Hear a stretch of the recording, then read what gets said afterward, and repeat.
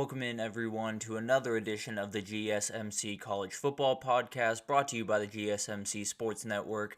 I'm your host, Tommy Brzee. It is May 8th, and we have a great show for you today. We're going to start talking a little bit more about the spring portal and talk about how there are some very, very good signs from it in terms of roster retention and things of that nature. I want to break down a couple of different examples of kids that decided to stay put that we did not expect to stay put, I'll put it that way. And then we have a busy coaching cycle over the last couple of months. There's been a ton of coaching movement. I feel like it's been the most active that I can remember, at least. So I want to break down that, give you guys an idea of where the head coaches are, where some of the biggest coordinator hires were, where some of the biggest position coach hires were. So I want to break down all of that for you guys, give you guys an idea of who's going to be on the sidelines for some of your favorite teams and some of your rivals this fall. And then we'll get back into spring overreactions. We'll go back to the Big Ten. I have a couple more that I want to throw out there today for you all, and then we'll finish it off with a Spotlight Wednesday, and we'll get into the Ole Miss Rebels. A ton riding on the season with a big-time transfer portal class coming in,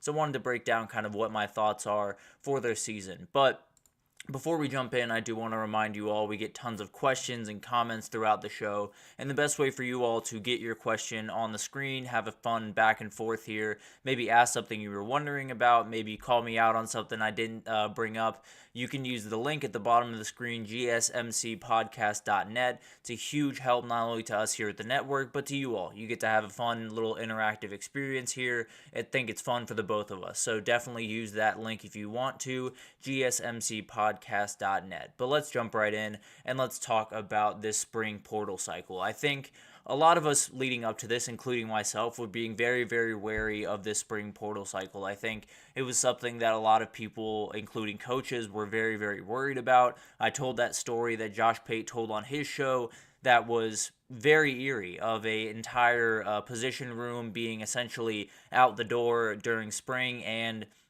that staff knowing exactly who they're replacing that position group with, and those guys being on other rosters. That really didn't come to fruition. At least I have not been able to pin down what position room that would have been, so I don't think there was this big tsunami that I think some of us expected. So very happy that that was the case, and I think it kind of gives us an idea of what the future of the portal is going to look like. This is something that Chip Patterson over at CBS talked about in an article recently, and it's a very interesting concept because all of us have been so worried about the portal, and I think we all know at this point it's going to play a part in college football going forward. There's kind of no way around that. It's going to play a rather big part, right?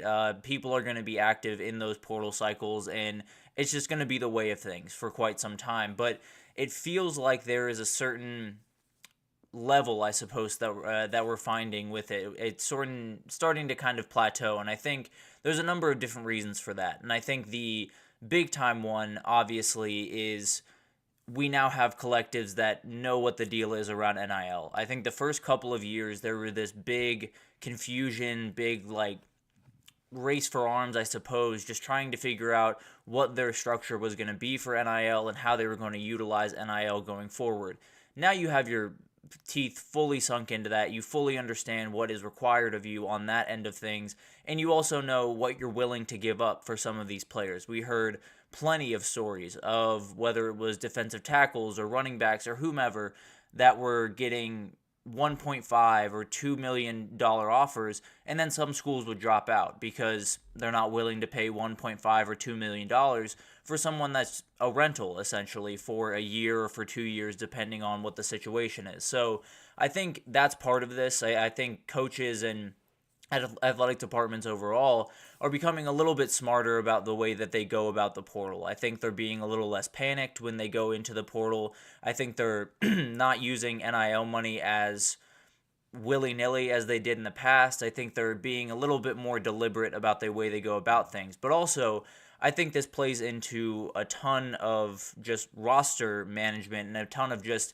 the kids in college football and in every sport pretty much across college sports just becoming a little bit smarter about what the portal means for them. So we've watched the portal over the last couple of years, and there's been very few examples of the portal that haven't been shown at this point, right? The different ways that you can use it, the different ways that it can go wrong for you if you do use it incorrectly. And I think that plays a huge part into some of the decisions that were made, especially this cycle. We had a couple of guys in particular decide to go back to their teams.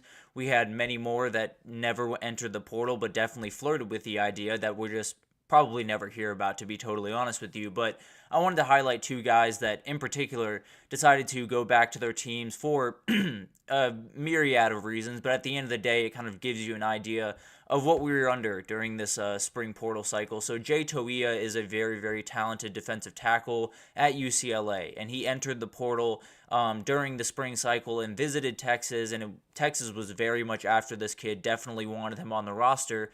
And then he decided to go back to UCLA. There was some talk about NIL being a factor there, but at the end of the day, he found his way back to UCLA after Texas was very much after him. So I think that gives you an idea of kind of where his head was at least initially. And then you had Decario Davis, a guy that has been in the portal since January and just never really found a place that felt better than Arizona. So he found his way back to Arizona. Is going to be a fantastic player, one of the top corners taken in the next year's draft. So huge for Arizona, but also just huge for college football and college sports in general. And I think there's many other examples, I'm sure, of kids that flirted with the idea. We heard about Christian Miller over at UGA flirt with the idea, never actually came to fruition. There were Bear Alexander at USC was another one that we heard rumors but never came to fruition. So I think there's a lot of different things that went into that. I think some of it is, the monetary value of possibly staying at the place you're at compared to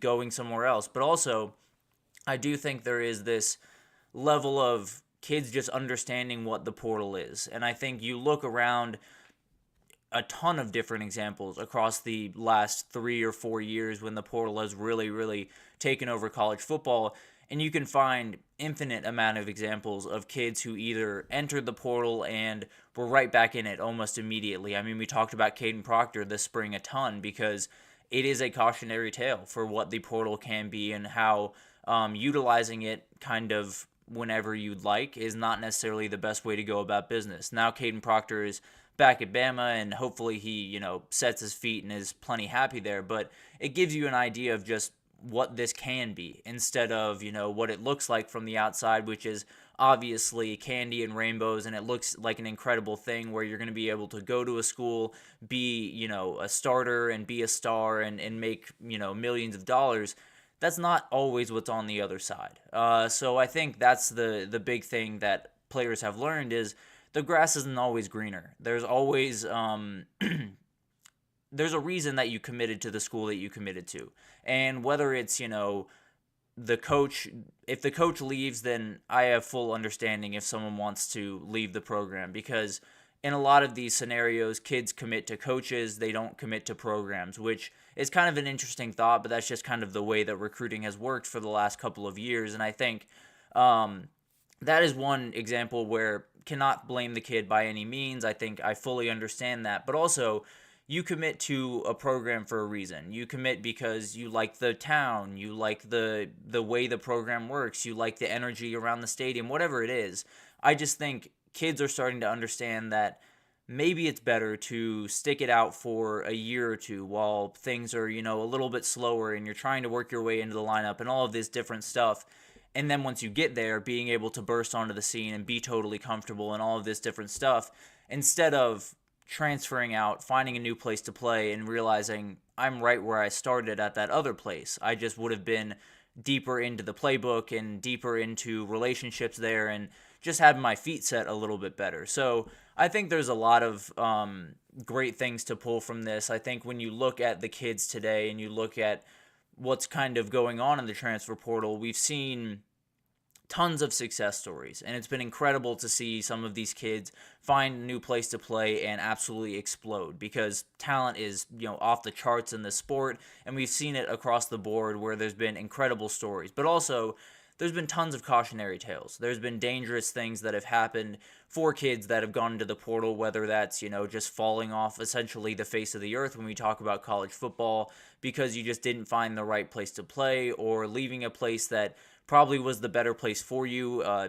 for everything but football. But then you got to tunnel vision, I suppose, about football and the future there, that you forgot about the rest of the reality of college and of life in general, where football is going to end. And I think there's been this big push over the last couple of years of, the portal is there to be used, right? And people have really used it and used it to a degree that I think is really dangerous. And I think we can all kind of agree on that to a certain extent. I think there are certain people that believe it's a better entity than others. I'm somewhere in the middle, to be totally honest with you, because there are stories that are just remarkable. Jalen Hurts getting a chance to go to Oklahoma and have the year that he had his senior year is incredible. Baker Mayfield finding his way to Oklahoma as well. Oklahoma was kind of the starter of all of this craziness. But overall, I mean, there's just been incredible stories across the country of kids being able to find their footing somewhere else. But it doesn't work out that way all the time. And mistakes will be made going forward. There's no two ways about that. The transfer portal will be a huge part of college football going forward. There's no two ways about that. But at the end of the day, it feels like there is a full understanding of what we're dealing with now. And there wasn't when we first, introduced it and gave essentially free reign to the players.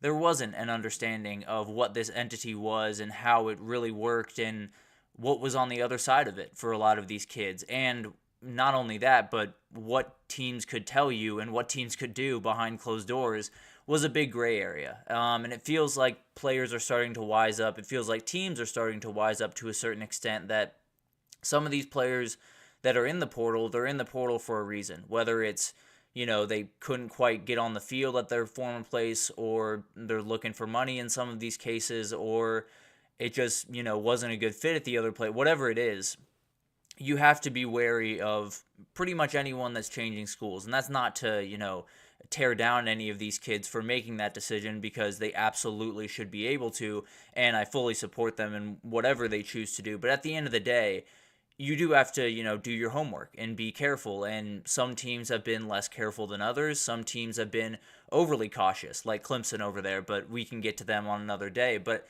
I just think in general, when you look across the sport and you look at what the transfer portal has become, there's so much worry around it. There's so much hectic energy around what the portal is and how we deal with it and how it's handled by these players.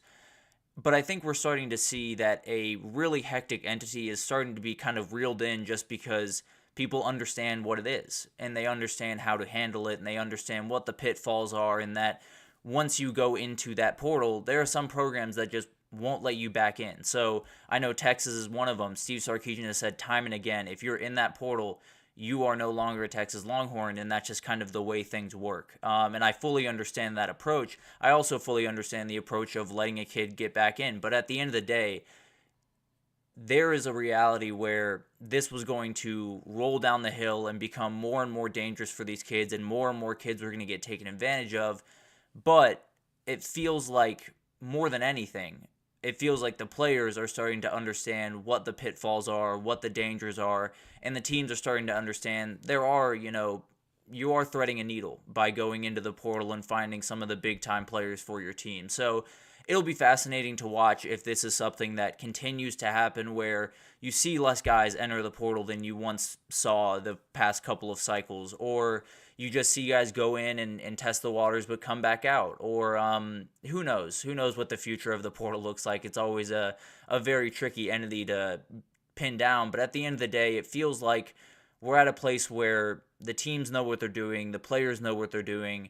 The transfer portal itself is still a wild entity, and it's definitely still going to be a weird thing going forward, but it feels like we have an understanding, and it feels like college football is going to be okay at the end of the day. It feels like the past couple of years there's been a lot of doomsday talk around the transfer portal, and if anything does college football in, I don't think it'll be the transfer portal. So we've gotten to a resting point. We've gotten to a plateau. We will definitely still keep our eye on the transfer portal for sure, because it gets sketchy quickly. We know that. But at the end of the day, it feels like players are just starting to understand that maybe the transfer portal isn't quite the way that they want to go about business. But we'll find out if that holds and if that continues down the road. But this spring cycle was definitely a very, very good thing to see. But let's take our first break. And when we come back, let's talk about the busiest coaching cycle I have seen in ever, to be totally honest with you. So tons of guys moving around. Want to give you guys a little roundup on where everyone is, who you're going to be facing, who's going to be coaching your favorite team in some positions, some different things that I want to break down. So stick with us and we will be right back with that. I feel like I'm losing my mind. Is everybody in the world blind? Please, Lord, give me a sign, a sign. I feel like I'm losing my mind. Is everybody in the world blind? Please, Lord, give me a sign, a sign. I wanna be the greatest. Everybody on the fake shit. I look around and feel like everybody is the fakest. I make this every day and I'm impatient. Hoping one day I blow up from the basement. Statement, the top is so vacant. I don't hear shit that I think is amazing. Waiting for my day when I'm playing. Sold out shows where 1,000 faces. Hey, give me that crown. Get in my way and to be put down. It ain't your place, all this my town. If I want that shit, then I'll get it right now. I'm losing it, the noose it fits. I'm losing shit, a stupid myth. You choose to live or choose to dip. You choose to fight or lose your grip and lose a gift. I feel like I'm losing my mind. Is everybody in the world blind? Please, Lord, give me a sign, a sign. I feel like I'm losing my mind. Is everybody in the world blind? Alrighty, welcome back everyone. We just talked about the spring portal cycle and how there were some really good signs from it in terms of roster retention and kids just figuring out what the portal is and maybe it's not the right fit for them. But let's jump into the second segment here and talk about the coaching carousel that happened this offseason.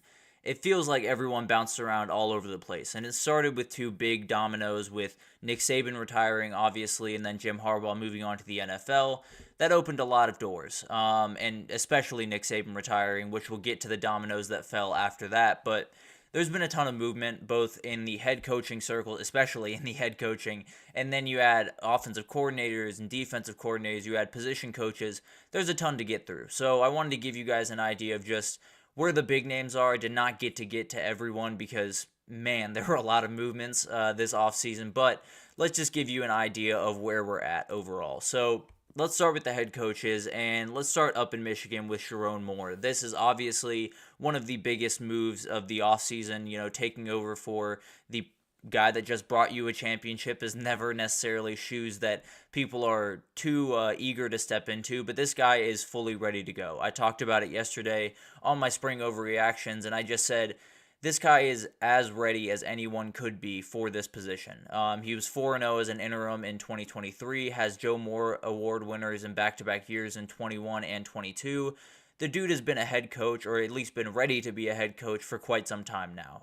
And now he's fully ready to go, and it's his program, and we'll see how he handles it. But I have full confidence in Sherrone Moore to handle what is going to be a very, very tough job in the future. But let's keep in the Big Ten here for a minute and talk about David Braun, who did just an incredible job at Northwestern a year ago. Just did remarkable things when taking over for a really, really tough situation with their coach being fired really shortly before the season started, brought that team to a bowl game. So just remarkable stuff from David Braun. Very excited that he gets that full-time opportunity and ready to step into those big-time shoes. But then let's move to Jedd Fisch over at Washington. Leaving Arizona the way he did is never going to sit right with Arizona fans. There's just no way. He was in there for about a couple of minutes talking to the players and then found his way up to Seattle. And, it's the way of the coaching world, so can't necessarily blame him too much. But at the end of the day, fantastic hire for Washington. You're going to get great offenses. Now, I think 2024 is going to be a little bit of an uphill battle, which we'll get to here in the next segment, but I do think that Washington is going to be a force to be reckoned with Jedd Fisch at the helm for quite some time, to be totally honest with you. But let's move on to Jonathan Smith at Michigan State. This one is huge. This is obviously, striking while the iron's hot type of thing. Jonathan Smith has done an incredible job at Oregon State the last couple of years, and he is now, obviously with Oregon State standing right now, was looking for another job, and Michigan State jumped right in and picked him up and was an absolutely huge pickup for them. I think this is one of the better coaches in the entire country. I think his capability is his best coaching years are well ahead of him, if I'm being totally honest. So very, very interested to see what happened. Trent Bray took over for him at Oregon State, who was the defensive coordinator there. So just to give you an idea of what Oregon State's working with this year. But let's move on to Kirk Cignetti, stay in the Big Ten here for a second. And this is a guy obviously coming over from JMU, was one of the best stories in 2023, now takes a huge step up into one of the toughest conferences in the entire country at a school that football is not necessarily the biggest priority. Let's just be honest with each other. So it's going to be a little bit of an uphill battle. I think he brought in a lot of guys from JMU that are going to play big time roles for them. Now it's going to be a bumpy landing. I think we all understand that going into the Big Ten. When you are, going into Indiana as a first-time head coach at this level, it's going to be tough. That's just kind of the reality of things, but this is a very capable coach that could turn around what Indiana football has been for quite some time. So very excited for his tenure at Indiana. I think this year might be a bumpy start, but I think it could be smooth sailing going forward after that. But let's move on over to Houston and talk about Willie Fritz, because this is one of the most interesting hires, in my opinion. This is the guy that led Tulane to that remarkable win over that USC team when Caleb Williams won the Heisman, excuse me. So obviously a very, very talented coach, a guy that's done incredible things at Tulane, had John Sumrall take over for him at Tulane, and now he's at a big-time job. He's at a Big 12 job where he can, really sink his teeth in, get to work. And Houston's a very, very rich recruiting place. So at the end of the day, if he can put his foot down and recruit Houston really well, he's going to be successful for quite some time there. Now, I think it's going to be a little bit tough this year with some of the people that left the program and some of the things that he's dealing with. But overall, this is going to be a really good hire. And I think in the long run, whether he's there for 5 years or a decade or two, I think he's going to be he's going to have very, very good years at Houston, I guess is the best way to put this. But then let's move on to the SEC and let's talk about Mike Elko. He is obviously taking over for what was a bumpy last little bit for Texas A&M with Jimbo Fisher. I think this is obviously a big-time job. This is one that a lot of people would love to have, and Mike Elko has had it fall into his lap, but there's not going to be a big leash. I think we've understood that with the buyout that they just paid to Jimbo Fisher. They want to win, and they want to win now. So I think Mike Elko, brings an identity that is absolutely crucial to Texas A&M and to their success. But at the end of the day, it's going to be fascinating to watch if he's able to handle all the expectations that come with this, and if he's able to handle all the guys that have left that program, because it's been quite a few over the last little bit. But I think he's more than talented. I think he's more than capable, and we'll see plenty of Mike Elko going forward.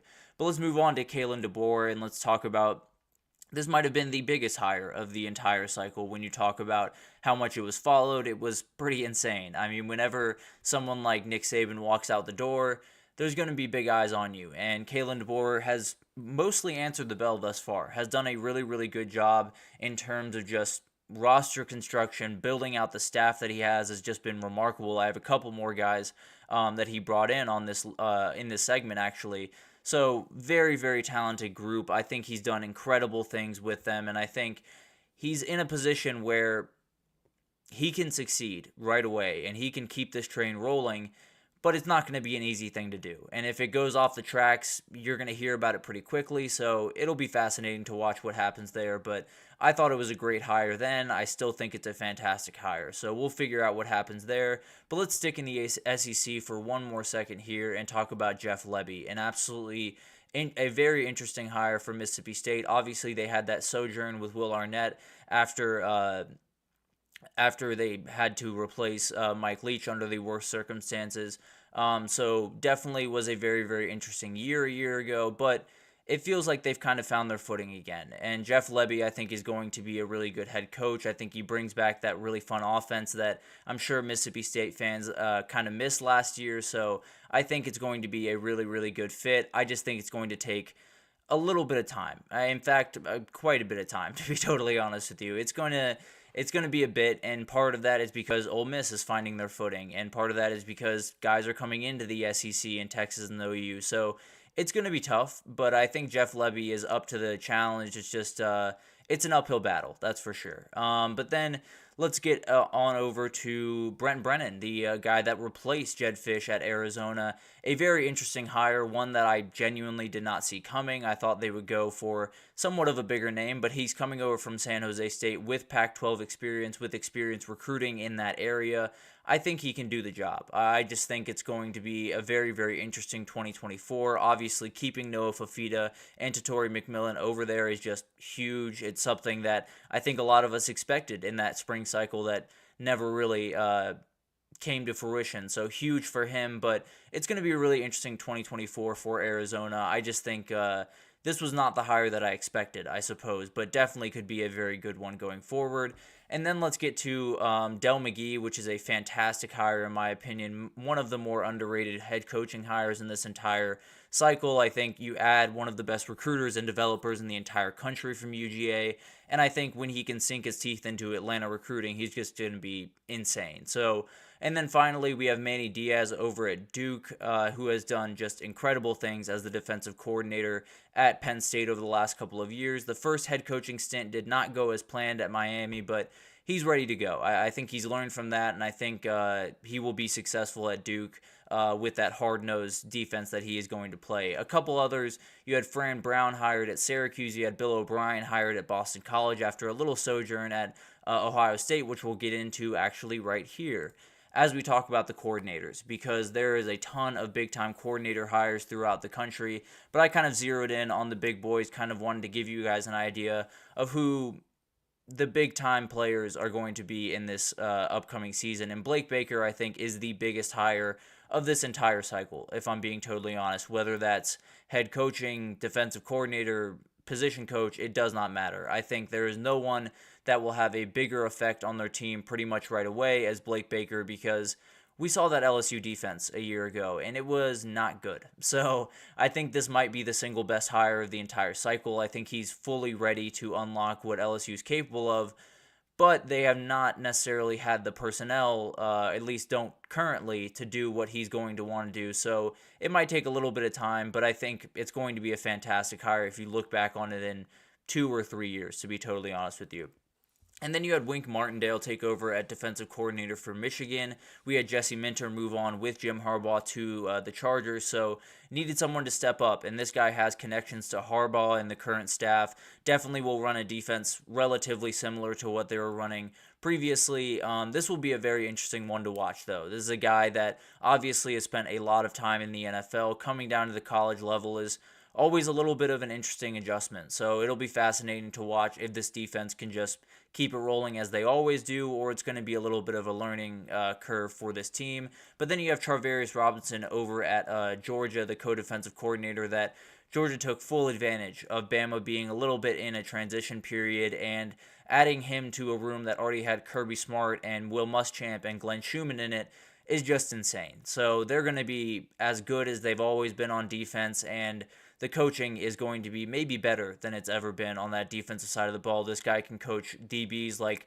no one else in the entire country, so very, very interested to watch how he handles everything, and he's just going to be a rising star in this industry, I think. And then you go over to Alabama and talk about Kane Womack. He was the guy that took over for Charvarius Robinson, and I think anytime you can get a successful head coach to come and be your coordinator, it's a win. And I don't necessarily, I think it was a good move for Kane Womack, obviously, taking that step up into the Power 5. But at the end of the day, I think getting someone that has done the big thing and then taking back his responsibilities a little bit lets him kind of unleash that ability even more. And he has tons of talent, tons of knowledge on the defensive side of the ball. So very excited to hear what he can do in 2024. And then you have Tom Allen over at Penn State. a hugely important defensive coordinator for them. He is someone that absolutely needs to hit. In fact, I have the OC on here as well because they need these coordinators to hit. James Franklin needs them badly to hit. But then we have one more defensive coordinator here. DeAnton Lynn might be the most important defensive coordinator in the country, just because the flip that has to be made over there at USC is insane. And a lot of that is going to fall on his shoulders. So we'll see how he handles it all. A very talented, very energetic guy. So very excited to see what he can do. But it's a tall task. There's no two ways about that. And then Chip Kelly is one of the better hires of the cycle. I mean, you add someone that was a head coach that just didn't really want to deal with all of the outside stuff, just wanted to coach ball. You got him to coach ball, and it's going to be incredible. Having no Ryan Day calling plays, there were very few play callers that were better than Ryan Day over the last couple of years. Chip Kelly is one that can take it and run with it. So very excited to see what he can do. Colin Klein is another guy that is going to be very interesting over at A&M. Didn't necessarily have the most, explosive offense by any means at Kansas State, but absolutely got points on the board, absolutely was very, very consistent, and took care of the ball, which is a huge part of success for Texas A&M. So very, very interested to see how he lands there. And then Andy Kotelnick, who we talked about, the OC at Penn State now. It just has to happen. These two have to hit. They have to come together, and this offense just has to be better than it has been in the past. I think he is able to unlock what Drew Aller has in him, what this offense has in it.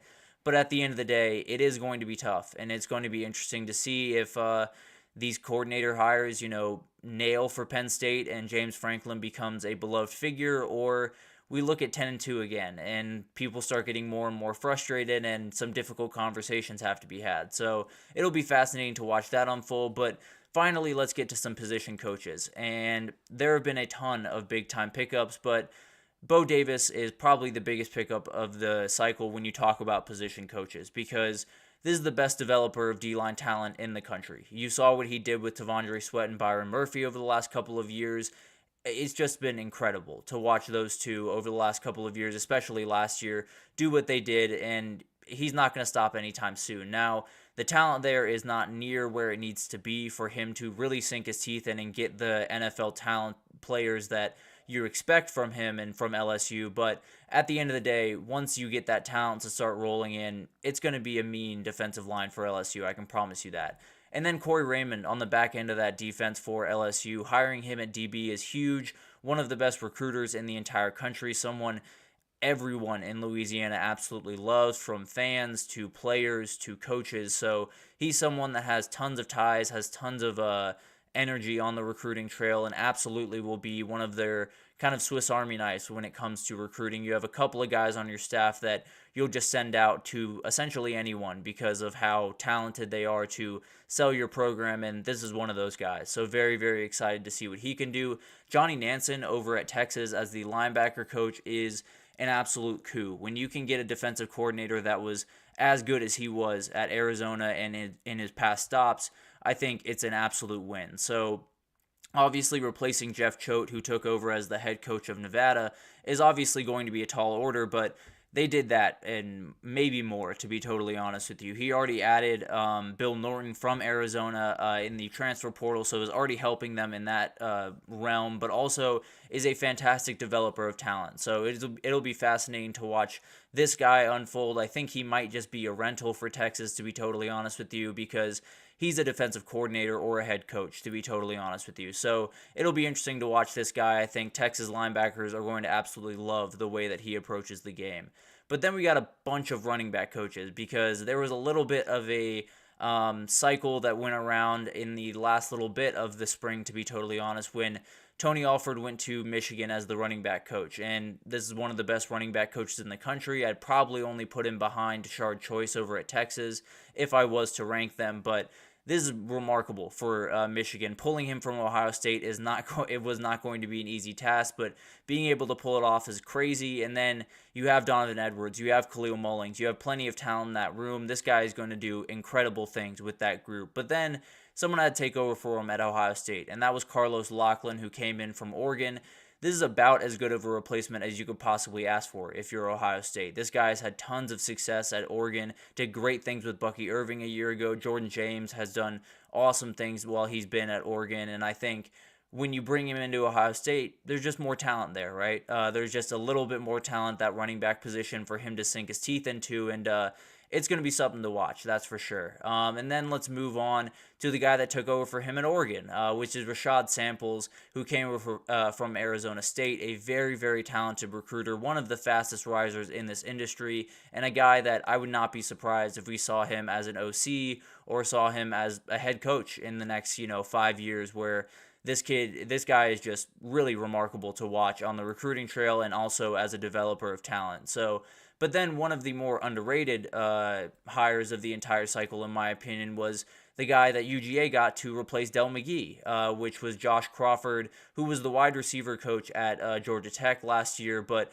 this guy can do incredible things on the recruiting trail. He has so much ability, especially in the state of Georgia, to recruit kids. He was a huge part of the success that Tech has had over the last little bit with Brent Key as their head coach. So Josh Crawford is going to continue to rise in this industry. He's going to do incredible things at Georgia, I'm sure, and then move on and just do incredible things wherever he ends up next, because this kid is just remarkable to watch. So very, very excited to see what he can do with all of that talent they have in that room over there at Georgia.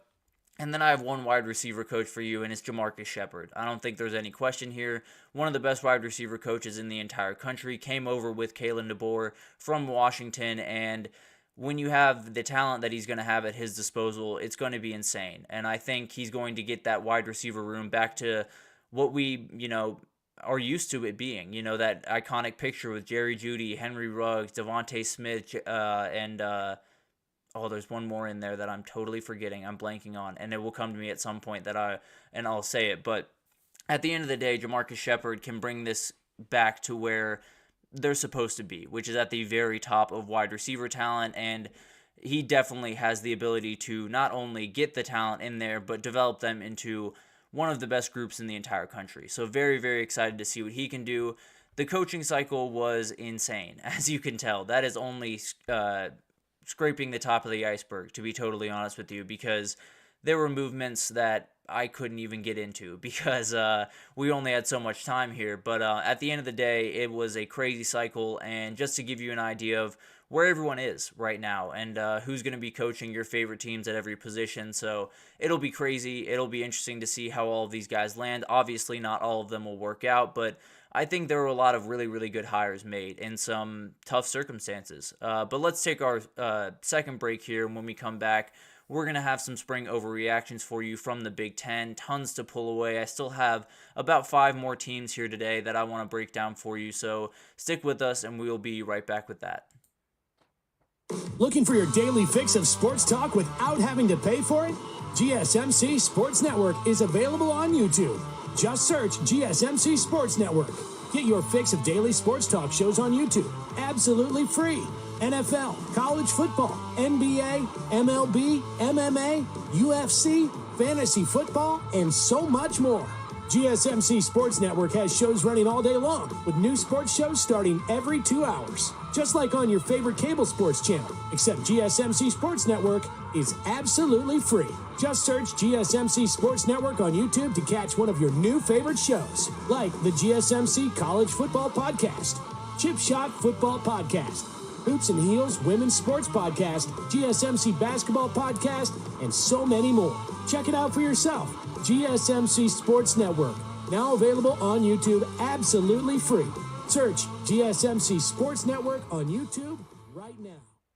Alrighty, welcome back everyone. We just talked about some of the big time coaching carousels that went on this offseason. There were tons of hires and tons of coordinators and head coaches and everything in between. So I wanted to break down that for you guys real quick, but let's get to some spring overreactions and let's go back to the Big Ten. We did some of the big dogs, Michigan, Ohio State, Penn State yesterday, but still have a ton to break down. So I want to get to a couple other teams here, and let's start with Washington and Jedd Fisch over there. I think Washington's going to have the toughest landing of any of the teams coming into the Big 12 or the Big 10, excuse me.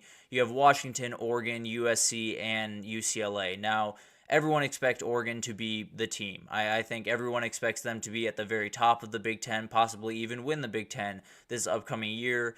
USC is in a little bit sketchier of a spot, that's for sure. That defense is going to be very interesting, which we'll get to actually right after this. But I think they're in a better position from a talent standpoint than Washington is. And then you look at UCLA, and it's just the roster turnover has just been insane at Washington. And it's going to be a real uphill battle to replace everything that has to be replaced, whether you talk about offensive line where everyone left, defense where a whole lot of people left, including Jabbar Muhammad, who found his way to Oregon. So you've lost essentially every big-time player you had from a year ago. Now, you brought in some great players. Jonah Coleman's going to be a big-time player. Will Rogers likely going to be their starter at quarterback. So there's ability on this team. I'm not saying they're going to, totally fall off a cliff, but it's going to be sketchy. And I think it's going to be sketchy more because of the physicality standpoint. I think Big Ten teams are just going to be able to push them around a little bit more than they were able to, obviously, a year ago. But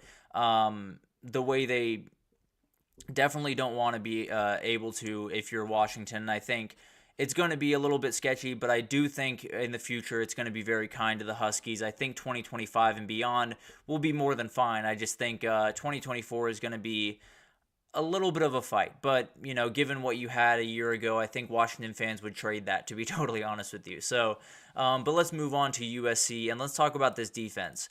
I think this defense is going to be top 80 in the country, and that doesn't sound very high. I get that. But when you look at them being 116th in total defense a year ago, that's a huge jump. I think they will make a monumental leap, and I don't think it'll make them, a dominant defense by any means. I don't think they'll be a team that you're scared to play defensively, but I do think they'll be opportunistic. I do think that they'll make plays. I do think Bear Alexander will have a better year than he did a year ago, and I just think there's more anger on this team. It sounds like a weird way to describe football in general or defense, but Lincoln Riley's teams in the past, when you look at them playing pretty much going back to Oklahoma into his USC years, I think you look at the teams and it's not that they don't have talent. It's not that they're not capable. It's not that, they don't have bodies on the defensive side of the ball even. They don't play with any aggression, it feels like, at least in the past. It felt like they just didn't play with a lot of aggression, didn't play with a lot of passion, didn't play with a lot of anger.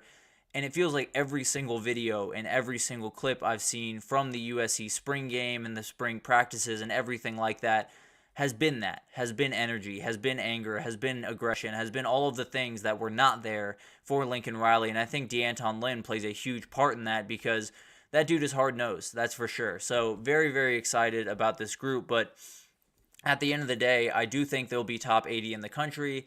And I do think people will call it a failure, which is insane in its own right. I do think people will say, he still can't coach defense. People kept hyping up Lincoln Riley and saying, he's going to flip this thing around and he's not able to do it.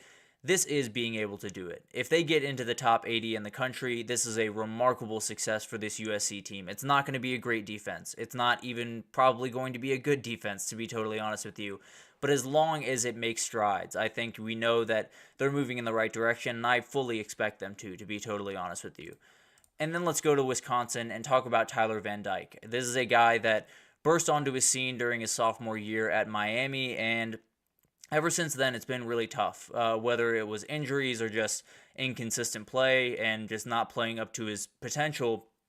It's been a really, really tough go of it. 2023 was not his best year by any means. So his goal for this upcoming year is obviously to get back to that sophomore season form, and I think he'll be able to do that for a couple of different reasons. One, this Wisconsin team is going to be able to run the ball, pretty much period, end of story. When you have guys like Ches Malusi and Tawee Walker and a really good O-line, you're going to be okay. Now, losing Braylon Allen is a tough loss, obviously, but at the end of the day, they have plenty of bodies in that room, and if you can run the ball, someone like Tyler Van Dyke, who struggled with accuracy and struggled with some of that type of stuff, is going to have much more room to make those mistakes and you be able to be more accurate because the windows are going to be more open. So it'll be interesting to watch. Also, Phil Longo is really good at putting quarterbacks in the right situations, which is exactly what Tyler Van Dyke needs. I don't think he's necessarily going to light the world on fire or do anything that's going to make people jump out of their chairs necessarily,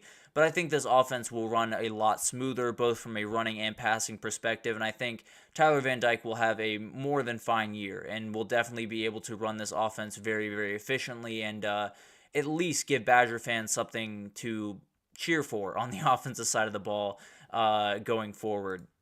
But let's get into another quarterback over at Michigan State and Aiden Childs. And I am over the moon on this kid, and I think a lot of people are, because the athletic ability is off the charts. And Michigan State is not going to be a great team. I think that's not breaking news to anyone necessarily. They got absolutely gutted by this spring portal. If anyone got hurt the most, I think it was Michigan State. But they still have some talent in that building. I think they're slowly going to get better. I think 2024 is going to be a rather rough landing, but I think Aiden Childs will make it worth watching on Saturdays for sure, because this guy's going to make plays that is going to make your jaw drop. He's going to make you jump out of your seat. He's going to make you lose your mind on some of these plays, because him running the ball is one of the most incredible things in the entire country, especially when you talk about the quarterback position. And then he's going to develop more and more as a passer, and that's going to take time, obviously, more game reps and things of that nature, but it might not be the most consistent football in the world. There might be some missed passes, there might be some picks, there's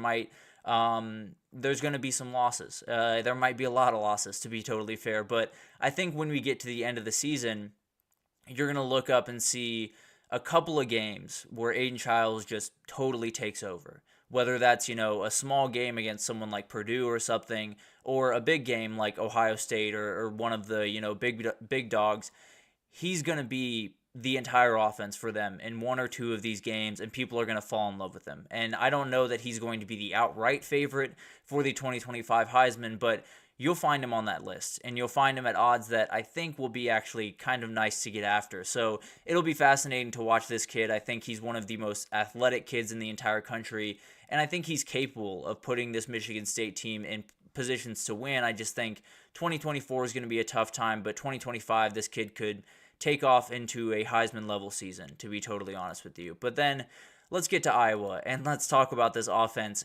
I think it's actually going to be good, which is a crazy, crazy thing to say. And considering the last couple of years where it's been, lifeless, let's be totally honest with each other. They've probably punted more times than maybe they've gotten first downs. I don't know. But at the end of the day, I think they're not going to be fantastic. I don't think they're going to, light the world on fire. I don't think Tim Lester is going to come in from Green Bay and totally change the way that Iowa plays football.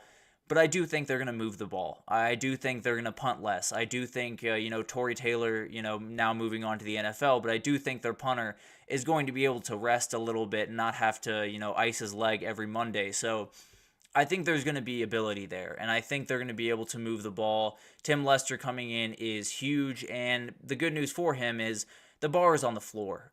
You just have to be solid. You just have to move the ball. You just kick field goals. Honestly, kick field goals over and over and over again. At least you're putting points on the board, and it's going to be an uphill battle. It's going to be tough, but I think they'll be okay. I think they'll be good. I think they'll give this team a better chance to win than any offense we've seen at Iowa for a little bit, for sure, because this defense was pulling all of the weight last year, and I'm sure they'd be more than happy to see the offense kind of take some strides, and I think they will. I just think it won't be overly pretty, but points getting on the board is points getting on the board, and that's kind of that. So it'll be fascinating to watch all of this stuff unfold. I think all of this is obviously overreactions. You get into the spring and you want to be excited about something. So I'm trying to give people a little something to be excited about. I think there's a ton of stuff to pull away from this spring. There's tons of different storylines, especially around the Big Ten. We got into Jeremiah Smith yesterday. We got into a ton of different stuff around the big-time teams, how Oregon is fully ready to kick down that door and be the team in the Big Ten this upcoming year. But we'll continue on this path with spring overreactions. We'll continue on probably to another conference the next time around, whether that's the Big 12 or the ACC. I'm not exactly sure yet, but we'll definitely keep revisiting these because it's always fun to overreact a little bit to spring, not get too carried away, but definitely have some fun with it. So But we'll take our third break here, and when we come back, we're going to do a Spotlight Wednesday, and we're going to focus in on the Ole Miss Rebels. A ton riding on this year for Lane Kiffin, bringing in a huge portal class that is going to play a huge part, and we'll break down just how big of a part right after this, so stick with us.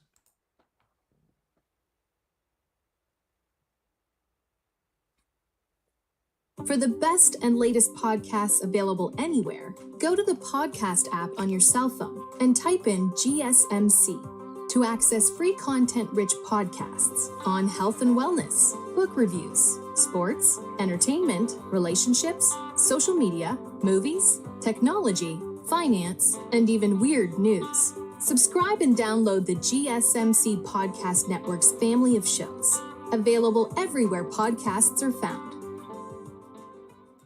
Alrighty, welcome back everyone. We just got into the rest of the spring overreactions from the Big Ten. Tons to pull away from that conference. A ton of teams that have a lot riding on this year, so wanted to get into that a little bit. But now it's time for a Spotlight Wednesday, and we're going to focus in on the Ole Miss Rebels. There is a ton going into this year. There is a ton riding on this year because, as we'll get into throughout this, it might be threading a needle for this year. This might be the window for Ole Miss to pull off something incredible, but let's get into kind of some specifics around all of this and kind of what this is going to look like. So we're going to do this the way we always do Spotlight Wednesdays. We'll go to the offense, we'll go to the defense, we'll break down their schedule, and then I'll give you my final thoughts at the very end. But the offense, it goes through that man right there. It goes through Jackson Dart, and it starts and ends with him. Having him as a third-year starter is as big of a deal as there is across the country. Having someone like Trey Harris to catch passes from him is absolutely huge. This wide receiver group is insane. They brought in someone like Juice Wells from South Carolina who can absolutely stretch the field. You have Jordan Watkins already on that group. Caden Prieskorn right there is doing incredible things in the passing attack. So it's going to be one of the best passing attacks in the entire country.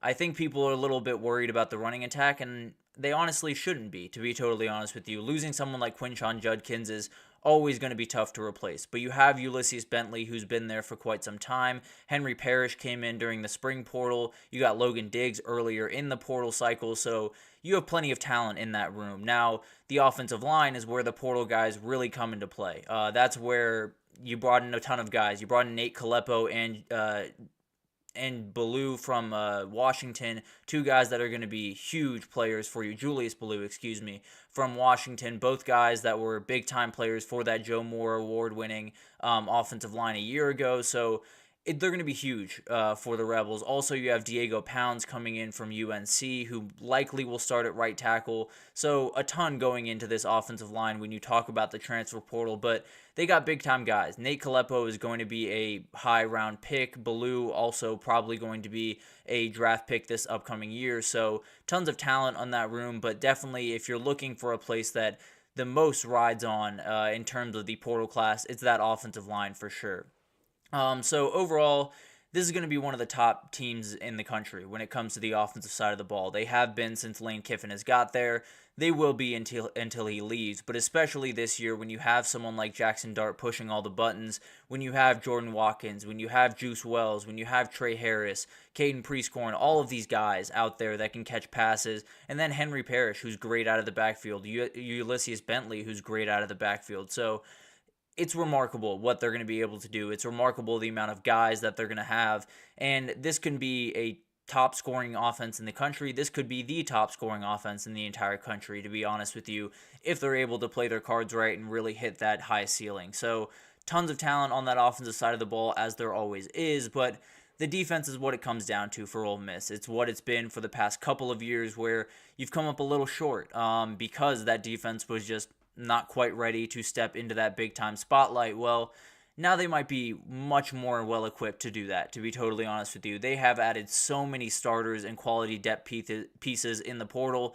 This is where they did the most of their work. And the D-line has become really a strength of this team, where last year it was not necessarily what you would call a strength. It wasn't necessarily terrible by any means, but it was not what they wanted it to be. They brought in Walter Nolan from A&M to go alongside J.J. Pughs, who's been there for quite some time.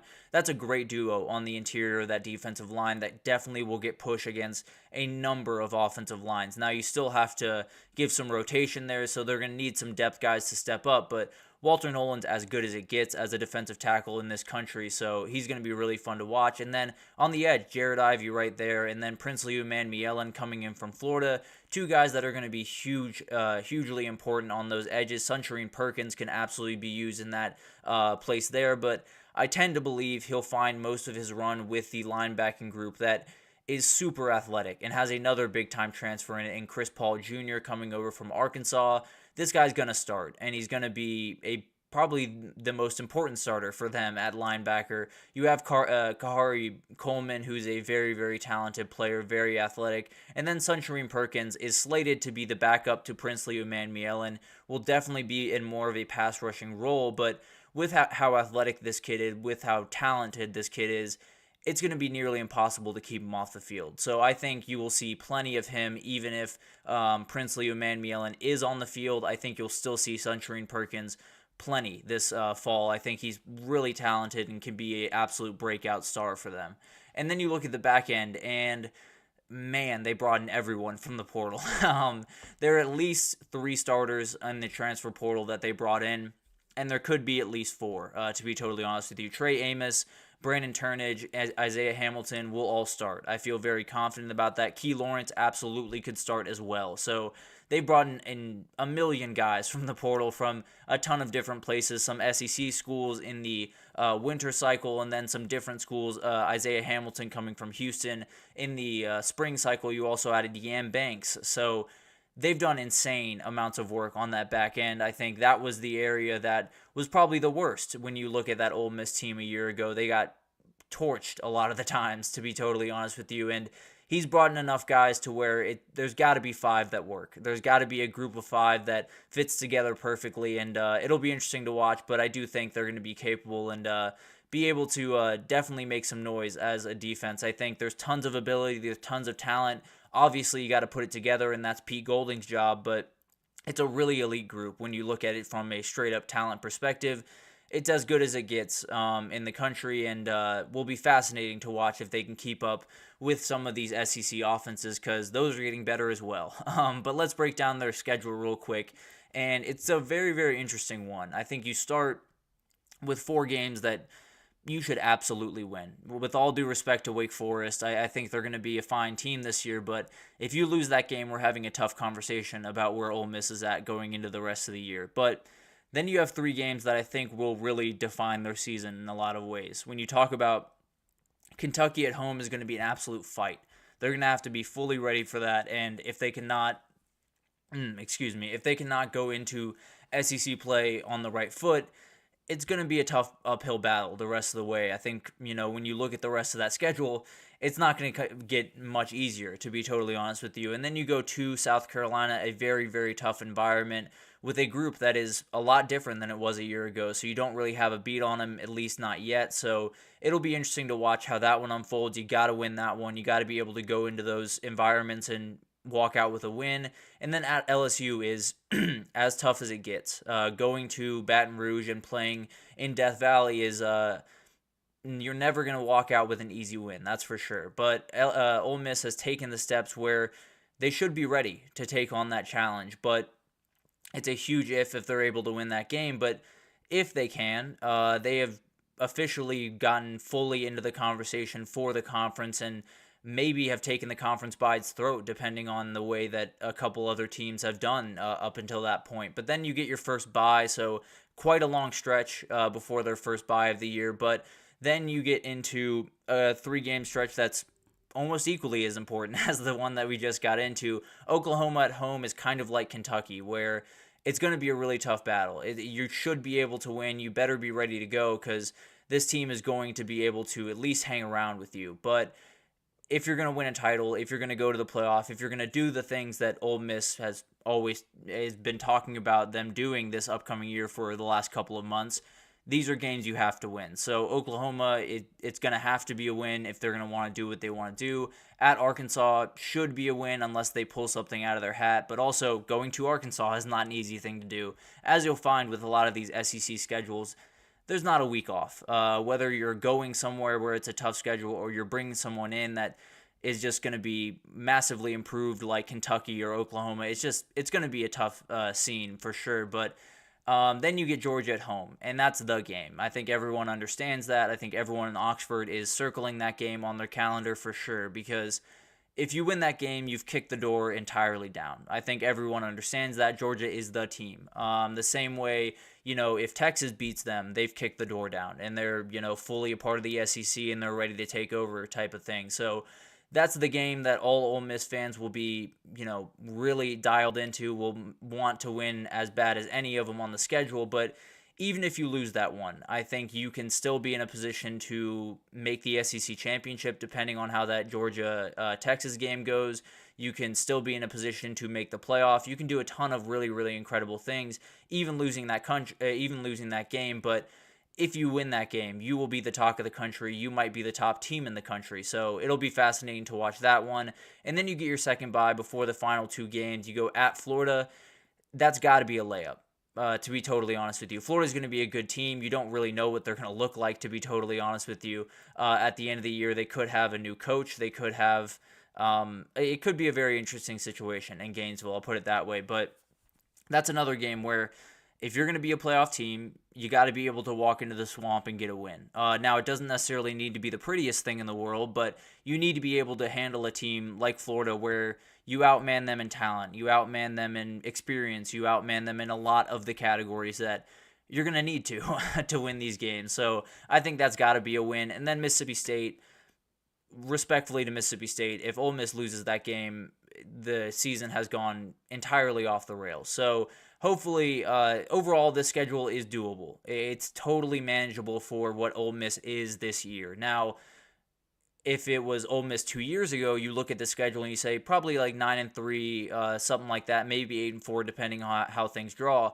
This team is different, and they've said that over and over since the season has ended. So this is where you prove that you're different. You win games like Kentucky at home. You go to LSU and you get a win. You go to Florida, you get a win. You beat Oklahoma at home. You do the things that playoff teams do. So it'll be fascinating to watch if they can step up into that big-time role. But at the end of the day, when you look at this team, there's nothing off the table for Ole Miss. Like, period, end of story. There's nothing that they can't do in 2024.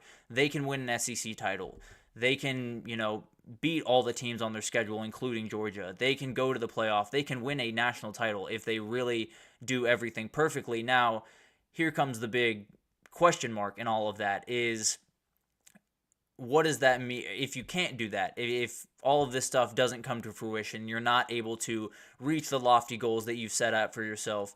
Was this the only year that you could be able to do it? Because there's going to be tons of guys leaving this program this offseason, whether it's the offensive line or Trey Harris, Caden Prieskorn, Jackson Dart. The defense is going to get gutted with Walter Nolan walking out the door, Princely Emmanuel, and all of these guys are going to go on to the NFL.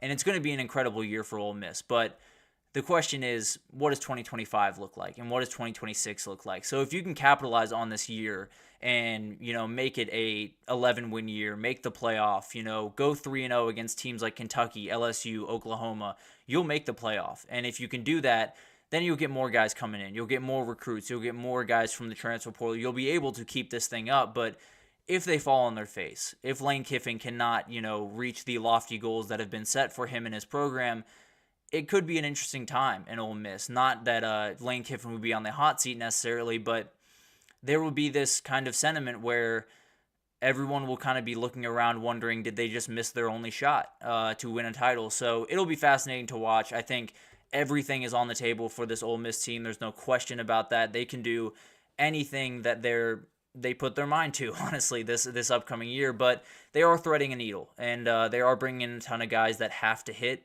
for them to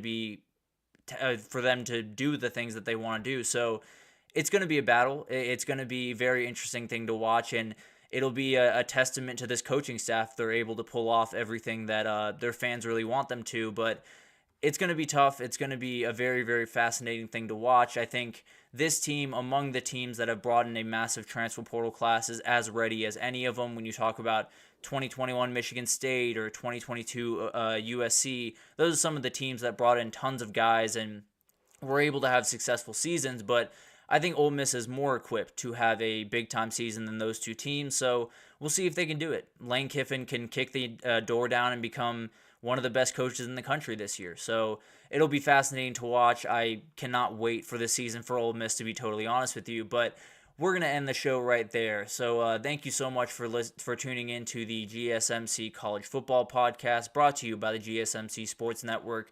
Your support means a lot to us, so please remember to subscribe to the show, leave a positive review. It does make a huge difference. Also, follow us on Facebook, Twitter, TikTok, Instagram, all of the social pages for content and updates across every sport you could possibly think of. We have incredible people doing work across every single sport. So definitely tune in to GSMC if you need anything in the world of sports. But thank you once again for tuning in, and I will see you guys tomorrow. Mm-hmm. Mm-hmm. Mm-hmm.